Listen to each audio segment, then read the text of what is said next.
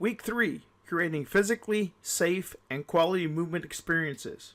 We have a lot more content to cover, and we're going to talk about fitness principles, heart rates, recess in PE, bullying, and our responsibility to have a safe environment. Fit principle, monitoring physical activity. When you develop a physical education lesson plan, unit, or year-long calendar, building in time when the kids really get their heart rates up is critical. One of the principles you should refer to is the FIT principle. FIT is an acronym. F stands for frequency, how often. How many days a week do your students get to have PE?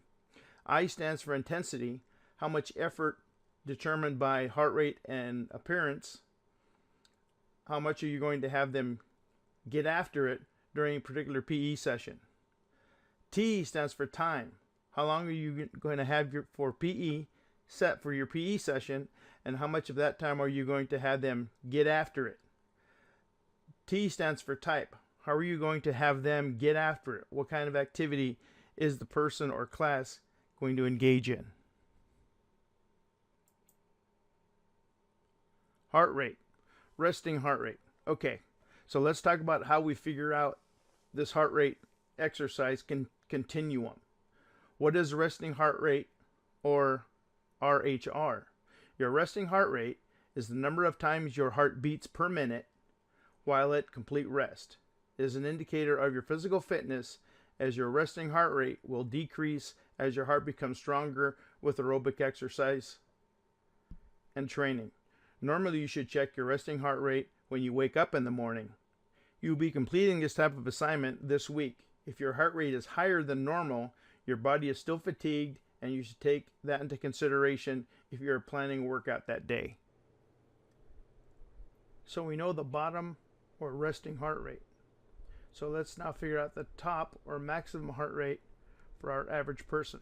Take the magic number of 220 and you subtract your age. Multiply that by 0.85 for your maximum heart rate. For this example, you're 28 years old. So you take 220 minus 28, which equals 192. So you take 192 and multiply that times 0.85, and that equals 163. So your maximum heart rate of 163, and you should not train above that heart rate to prevent injury. So using our 28-year-old as an example, the target heart rate, which you would take their maximum heart rate and multiply that times 0.5 and 0.7, and their moderate level of exertion would be between 182 and 114 beats per minute. Now, to get to the vigorous level, you multiply that 163 times 0.7 and 0.85, and that vigorous level runs from 114 to 139. Heart rates above 139 should be avoided, as injury may occur. Okay, it's getting a little complicated, so have to pay attention. Moderate to vigorous physical activity and heart rate. MVPA, which is moderate to vigorous physical activity, equals the continuum of activity, which is half of your heart rate, or your maximum heart rate, to 85% of your heart rate. Okay, so to determine your moderate to vigorous physical activity heart rates, count your pulse for 6 seconds. Add a 0, which will average out to a minute, so add a 0. Calculate, you take your 220 minus your age, multiply by 0.5 for the bottom part, for the resting heart rate, 0.6, so where you should be at your warm up and cool down, 0.7 and 0.85, that's your target heart rate zone. Okay, you will be determining this heart rate. You will need to determine that this week so you can complete your blog assignment. And here that comes. Heart rate. This is for your own personal blog. Complete the written blog. You're going to calculate your heart rate, your 3 exertion levels, and determine the practicality of that in a normal PE class. Okay, and that is due by Sunday. Dr. Kovarin has a formula which includes resting heart rate, RHR, count the pulse upon awakening prior to any activity. You take 220 minus your age, which is your maximum heart rate. You take your maximum heart rate minus your resting heart rate, and you multiply that times 0.85, and you repeat that for 0.7, 0.6, and 0.5, and you'll be able to find your high, low, and medium ranges for your workouts. Okay, determine your bands for yourself, and you'll post that in your blog. Here's a nice explanation of a continuum of activity from sedentary to elite training with examples of comparative activities. When you're sedentary or inactive, you're over on the left and you have a very low heart rate. If you start doing a little bit of light activity like cleaning the house or sweeping, your heart rate will go up a little bit. Now you start getting into that moderate activity, which is 50% of your maximum, by walking. And when you start to get into your vigorous activity at 85%, it would be vigorous activity of power walking or jogging. Okay, once you get above that 85, that's for the elite training levels for professionals. Okay, it kind of gives you a nice continuum of heart rates. And an explanation of the moderate to vigorous physical activity. We have another written blog discussion. You'll complete the written blog, FIT and MVPA, where you'll explain the FIT concept and you'll explain MVPA and create a brief 3-day program for jogging or swimming. And that's due on the blog by Sunday. We're going to shift gears a little bit. I have a question for you to ponder. What is the difference between recess and physical education? What are the similarities? If you have somebody to talk to about it, awesome. If not, I don't want you to complete the written blog, Recess versus PE, explaining those two questions. Scratch down some notes for those two questions before you move on with the presentation. Physical education is instructional time within the school curriculum where students learn about movement, cognitive goals, practice their physical skills, psychomotor and fitness goals, learn to value the benefit of being active, attitudinal goals, and to work with their classmates, affective social goals. Recess is free play time where students may choose to play with and with what activities they want to engage in. Recess isn't child's play.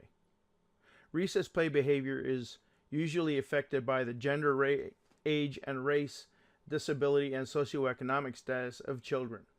Rough and tumble play, physically vigorous set of behaviors, hit at things, jump on things, chase, play fight, is different from aggression, but could lead into it if play gets out of hand. Social skills and inclusion issues. Students need help improving their social skills. Just because children are of a certain age does not mean they have been taught, or more importantly, remember to use their manners or know social graces. Different cultures have different norms, and we are in the melting pot called America. Things that some of us take for granted, like asking please, may I, thank you, excuse me, raising their hand, waiting in line,